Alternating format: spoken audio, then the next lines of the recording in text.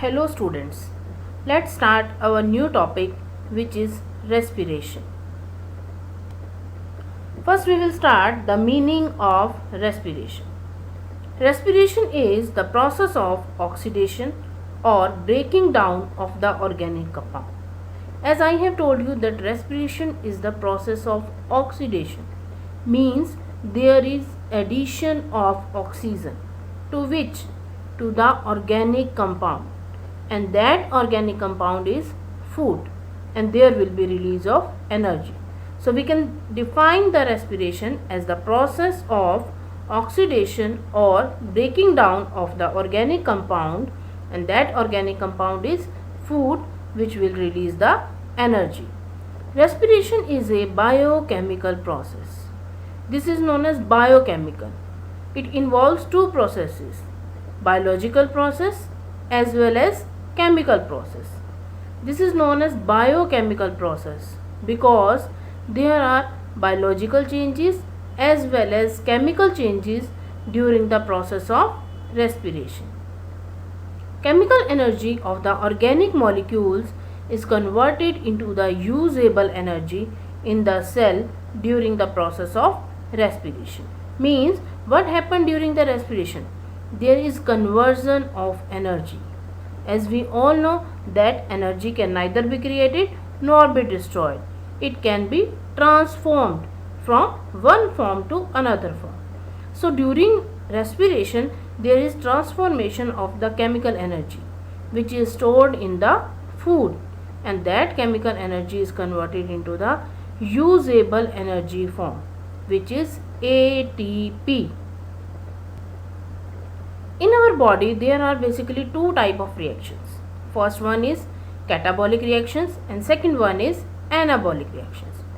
Catabolic reactions means which involves breaking down of the molecules, and anabolism or anabolic reactions, they are opposite to the catabolic reaction. They involve the synthesis of the new molecules. So if we combine the catabolism and anabolism, it constitutes the metabolism or the metabolic activities of an living organism.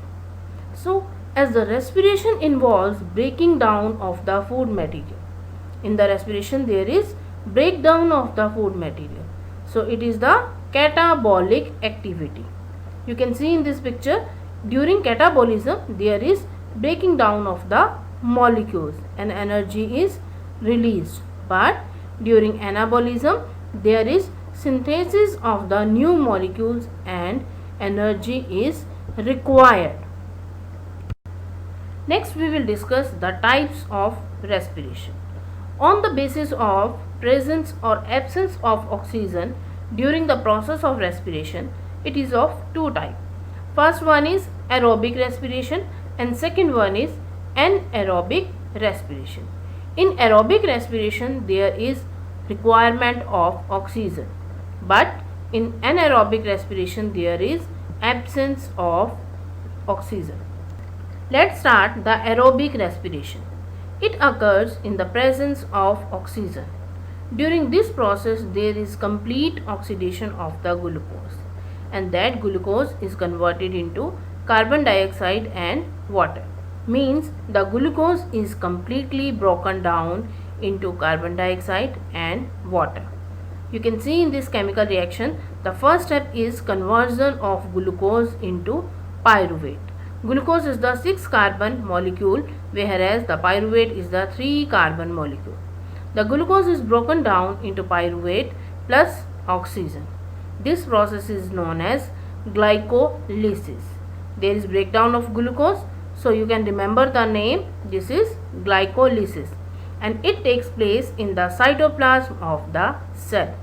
And the second step is the pyruvate is converted into carbon dioxide and water, and there is release of 38 ATP molecules, and this step is known as Krebs cycle. It occurs in the presence of oxygen, and this takes place in the mitochondria, which is a cell organelle. So this step takes place in the mitochondria. So the first step is in the cytoplasm of the cell and the second step in the mitochondria of the cell. This is the process of aerobic respiration. Next is anaerobic respiration. In anaerobic respiration, there is absence of oxygen, means there is no requirement of oxygen.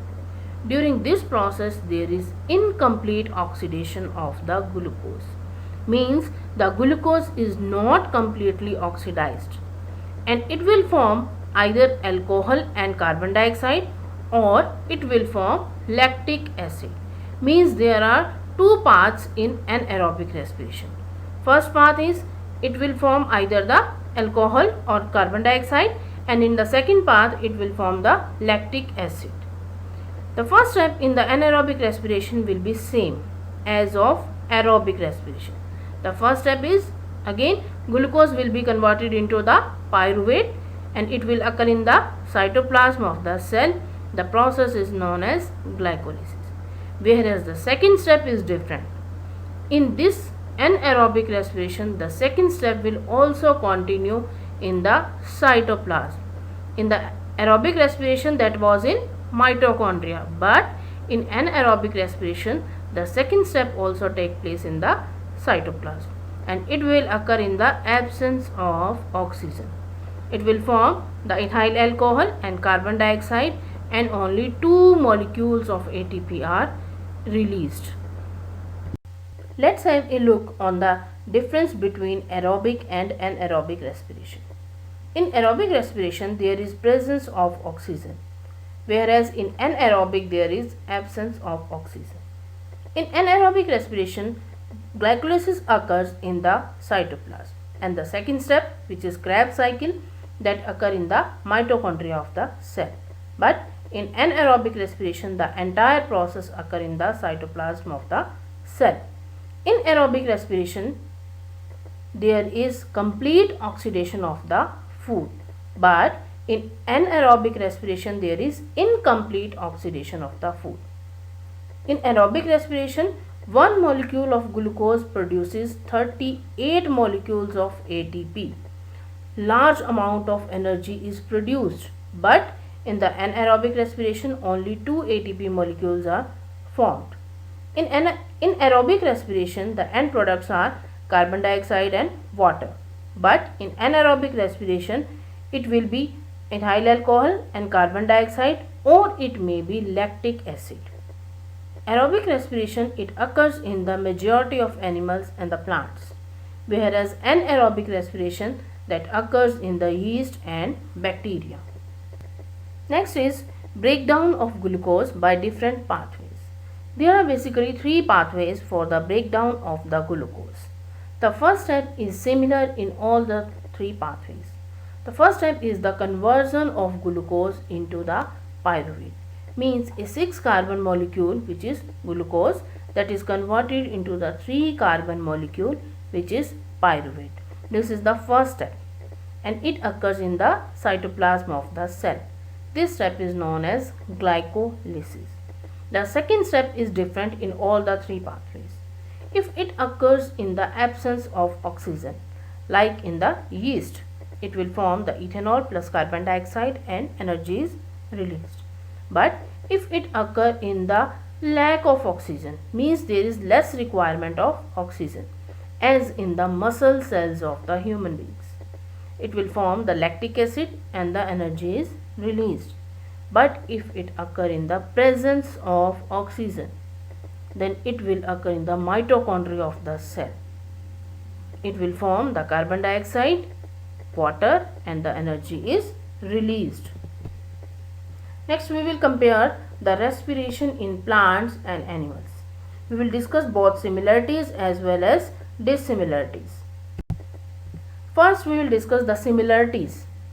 So, we have a look at the respiration in plants as well as in animals. In the aerobic respiration, free oxygen is needed. As same in the animal, free oxygen is needed.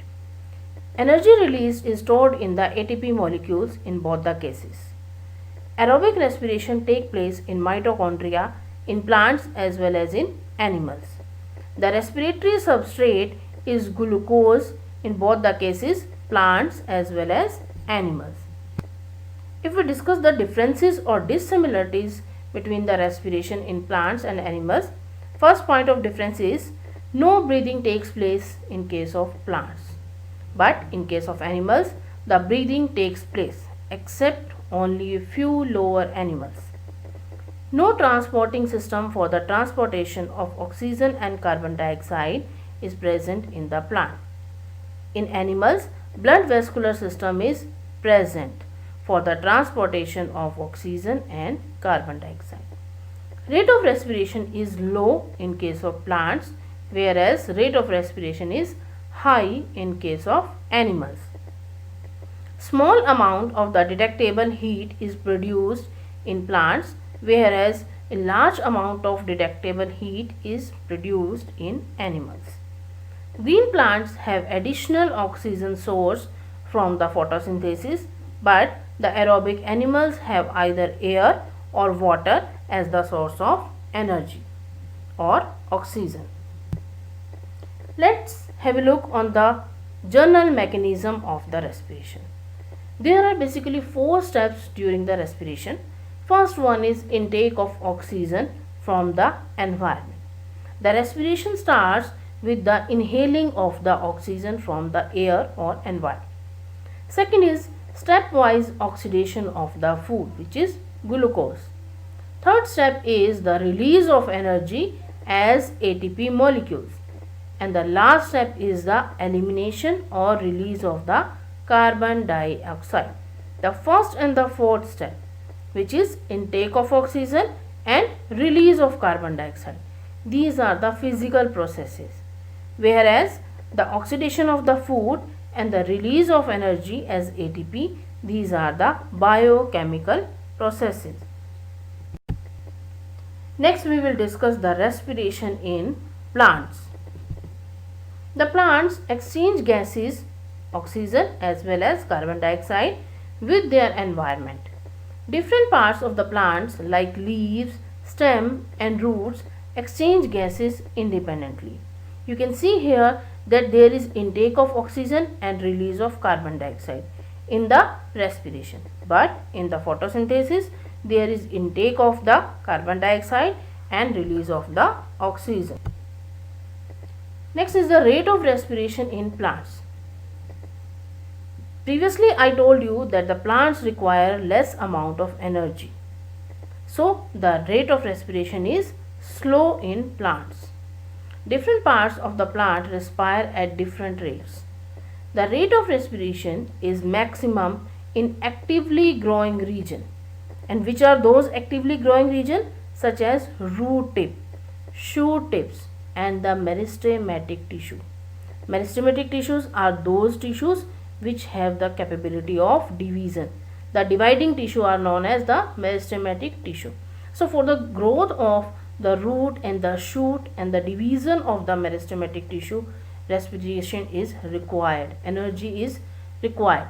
So rate of respiration is maximum in these regions, and all the other regions where there is presence of permanent tissue, there the rate of respiration is slow.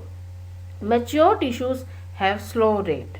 Mature tissues are those tissues which are permanent, means which have lose the capability of division. So we can say that the rate of respiration is maximum in the growing region or where the division is occurring, but the rate of respiration is slow where the tissue is permanent, means there is no division.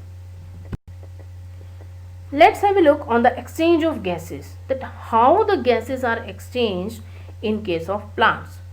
Oxygen enter the plant through the following parts. First one is general surface of the roots. Second, lenticels in old stem and the old roots.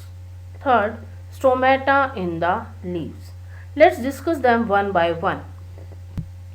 First we will take that how the exchange of gases occur in the leaves.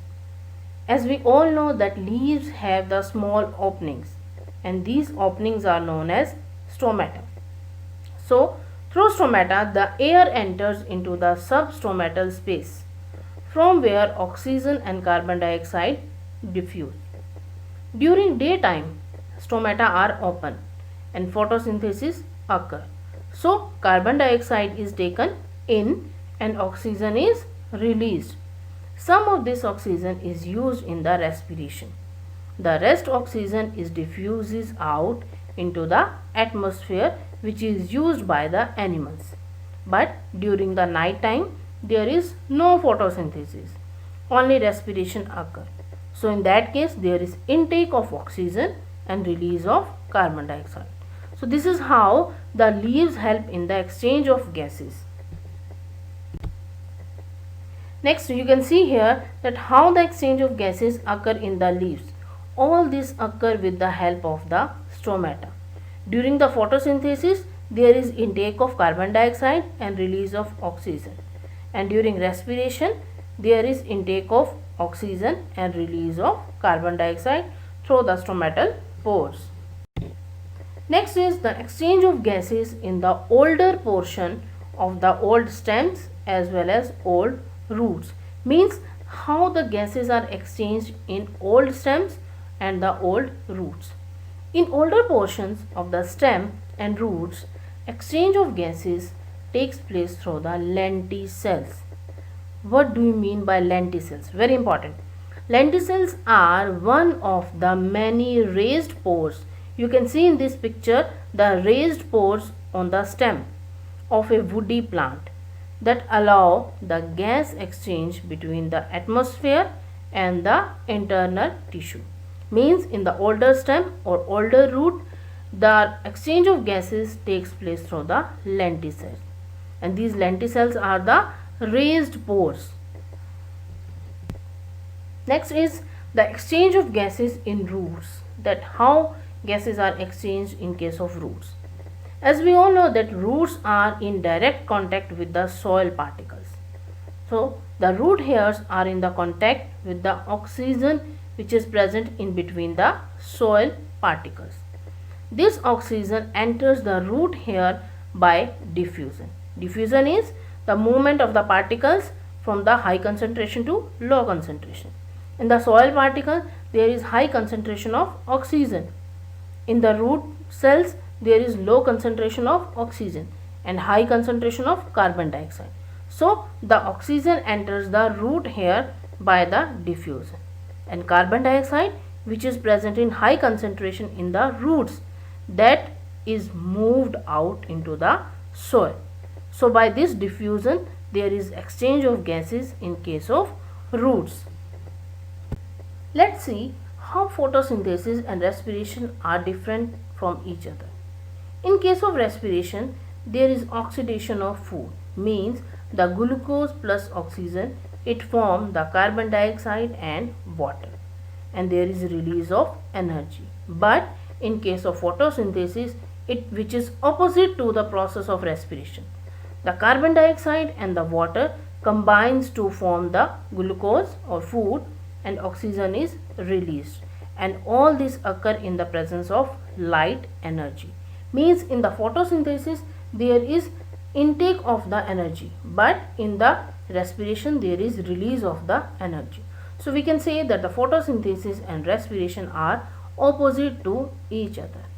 Well student, today we discussed about the respiration, types of respiration, general process of the respiration, and in detail we studied the respiration in plants. Thank you students. If you have any doubt, you can ask in the comment section below. If you like this video, please like and share it, and subscribe to my channel Grip 2 Science